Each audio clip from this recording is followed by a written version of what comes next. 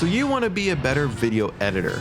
You want to edit like Hiller Smith or Dan May, Sam Coulter. You want to edit like those Oscar, Emmy nominated movies, or you simply just want to take your video editing to the next level. Well, you've come to the right place, because I am none of those people. I consider myself to be a slightly above average editor. I'm not bad, but I'm not great either. And I think I've pinpointed the choices, decisions, and mistakes that I've made that have made it so that I'm not great. So in this video, I'm gonna tell you 5 things that you can do so that you don't make the same mistakes that I have. And hopefully these things will help you on your path to becoming a better editor yourself. Number 1, take breaks. Now you might be thinking, okay, yeah, this one's obvious. Of course you need to be taking breaks. You need to be taking breaks in everything in life. But I think it's important to pinpoint exactly when you should take a break and how long of a break you should take, especially when it comes to editing. Let me give you an example of this.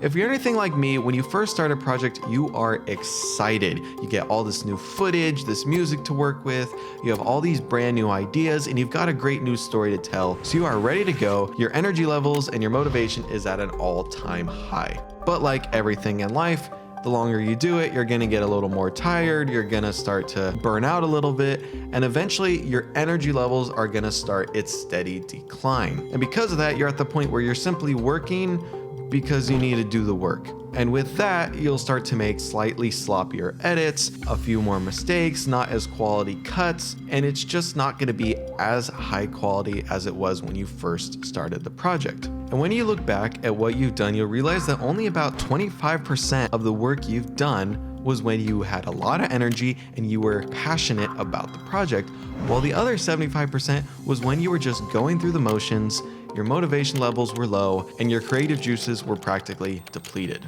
So how do you avoid this? You take breaks.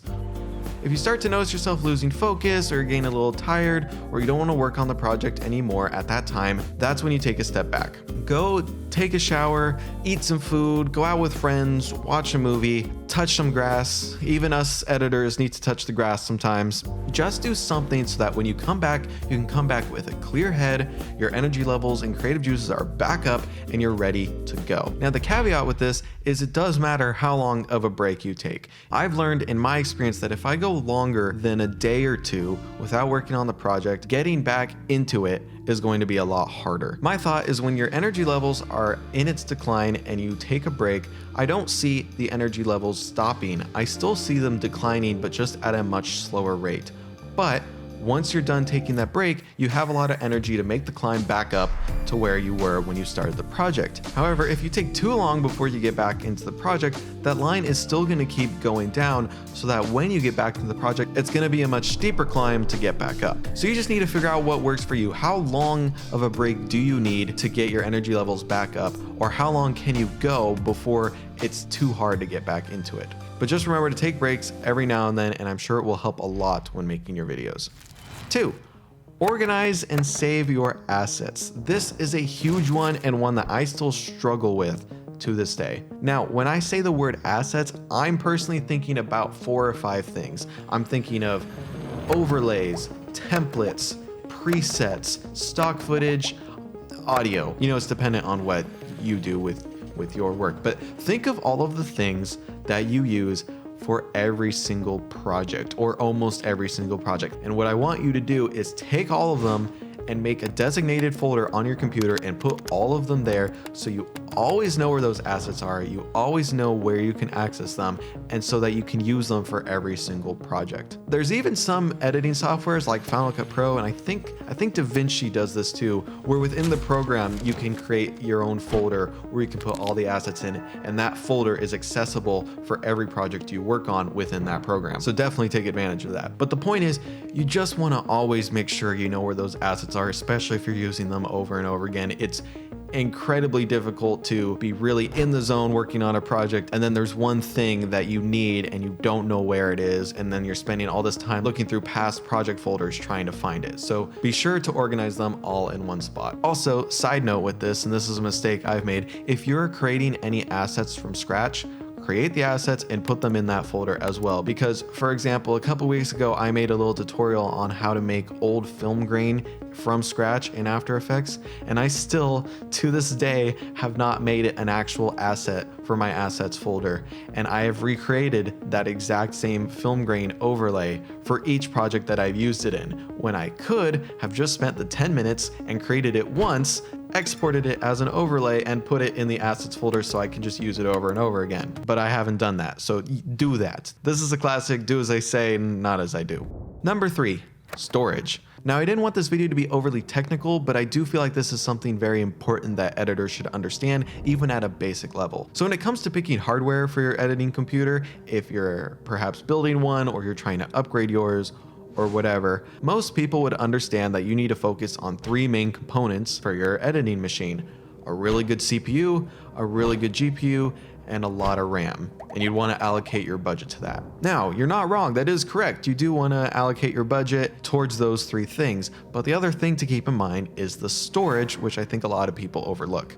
Now with storage, if your budget allows, I would recommend trying to get 3 different SSD drives, possibly a 4th drive for your editing computer. The first drive should hold your operating system, like Windows or Linux, and it should also hold all of your programs and softwares that you use, like Premiere, DaVinci, After Effects, etc. Now for this, you probably won't need more than 1 terabyte unless you have a lot of programs or a lot of editing softwares that you use on the daily, but I don't think you would need more than 1 terabyte personally. The second drive would hold all of your footage, assets, and projects. Basically everything you use to work on the specific project you would want in this drive. Now this is probably where you'd want the most space, so I'd probably recommend at minimum 2 terabytes, especially since file sizes are so big nowadays. If you're doing a lot of editing or doing a lot of 4K editing or things like that, I would even maybe recommend bumping it up to 4 terabytes so you just have a lot of space to work with.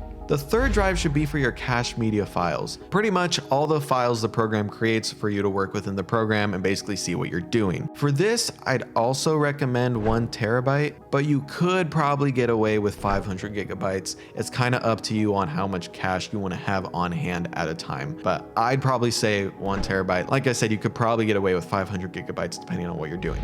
Now with these 3 drives, I would recommend that for the OS drive and the cache drive, you want to try to get the fastest read and write speeds that you can afford within your budget. I've read a lot lately about which drive should be the fastest, should it be the OS drive or the cache drive, and I've pretty much just come to the conclusion that if you can afford it, just get 2 of the same drives at the same fast speeds.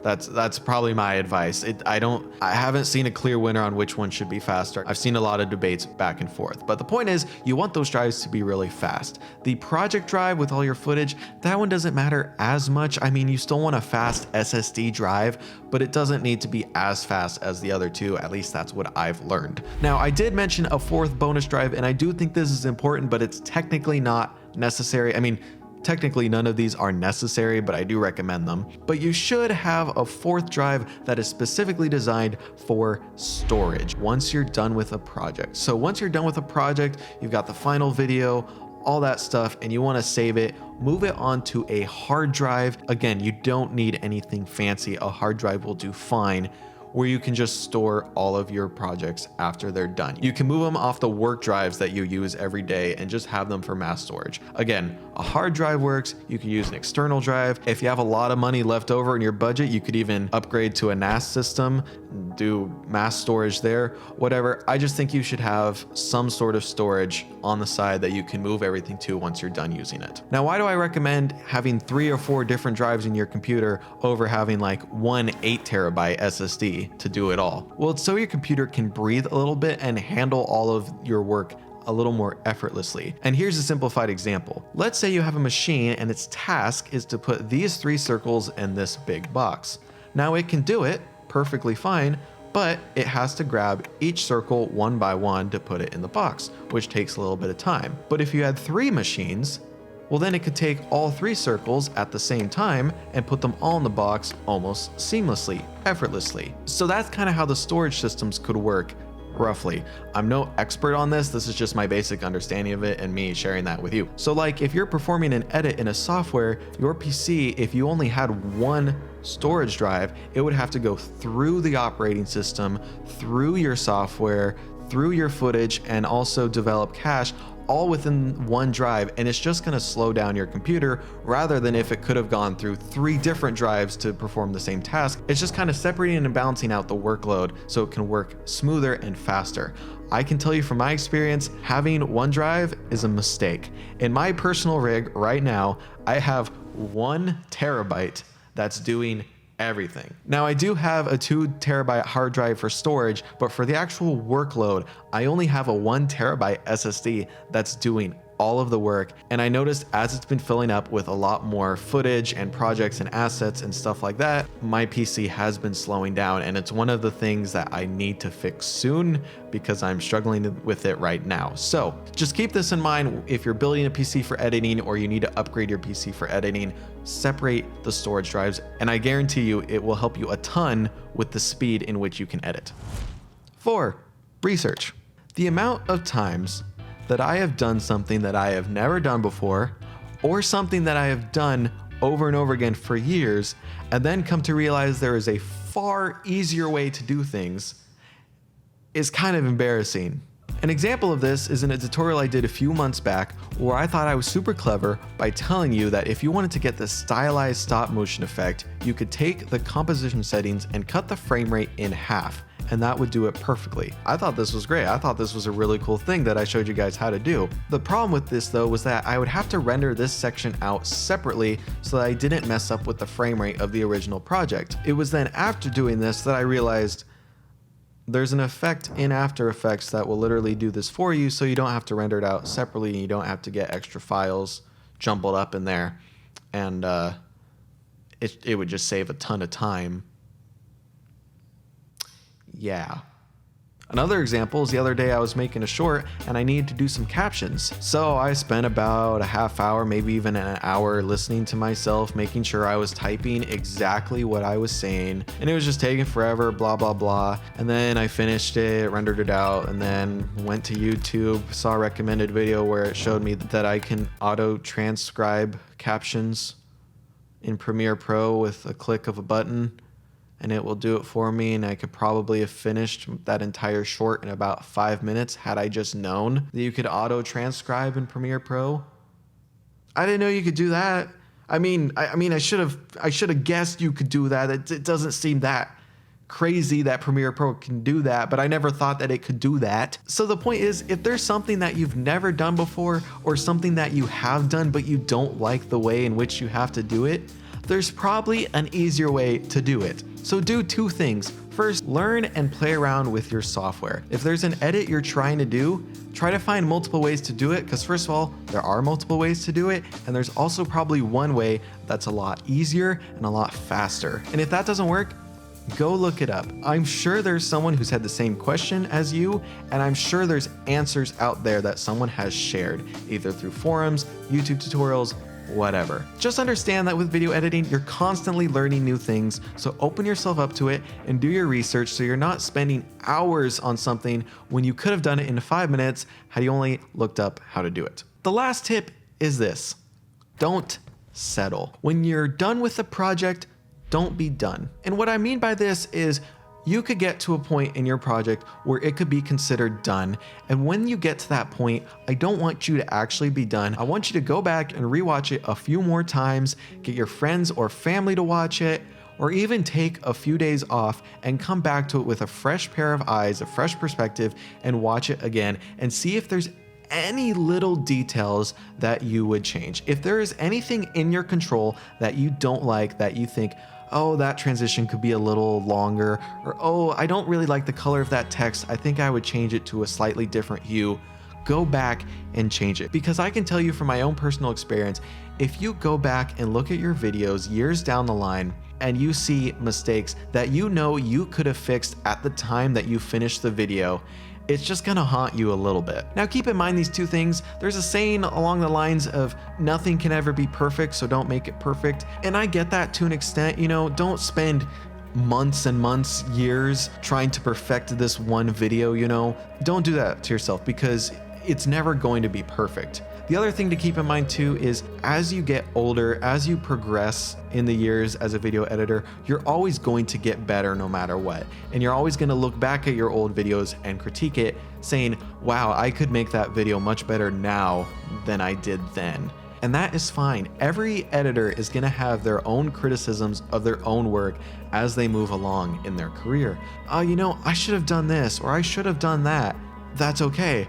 But if you look back at it and say, I could have done that, or I could have done this, but I didn't, that's where you don't want to settle. You want to look back at the videos you've made and say that even if it's not your best work ever, you know that at the time you put in 100% of your time and effort to make this video the best it could be. So if you have a transition you think you could add, or a slight color correction you think you could make better, or a sync you could polish a little bit more, do it. I look back at all the videos I've made and there's so many that I can just tell I did not put 100% effort into it. I didn't give it my all when I made this video, and it does kind of haunt me a little bit because at the end of the day, this is my hobby, this is my passion, this is my job, and I half-assed it. I think that's the main takeaway I want you to take away from this video. I know I didn't really tell you, oh, use more J cuts, or oh, use the keyframe shortcuts and you will be a better video editor, because those things are true. They are. And there's plenty of videos that will tell you to do that, and you should watch them and listen to them. But I think at the end of the day, it's all about the mindset in which you place yourself when making these videos. Video editing is an art form. It is my favorite way of storytelling. You are creating a story. You are the person that can pretty much dictate if a story is going to be good or bad. It's kind of up to you. So give it your all. Put everything into it. And I guarantee you that no matter what, you will be a better video editor. I hope you guys enjoyed this video. I know it was a little different than anything I've done before, but I really hope you enjoyed. Thank you for watching, and I'll see you guys in the next one. Peace.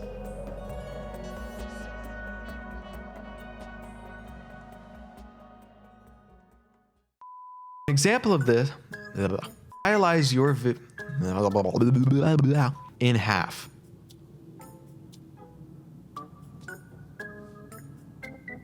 There's a plane.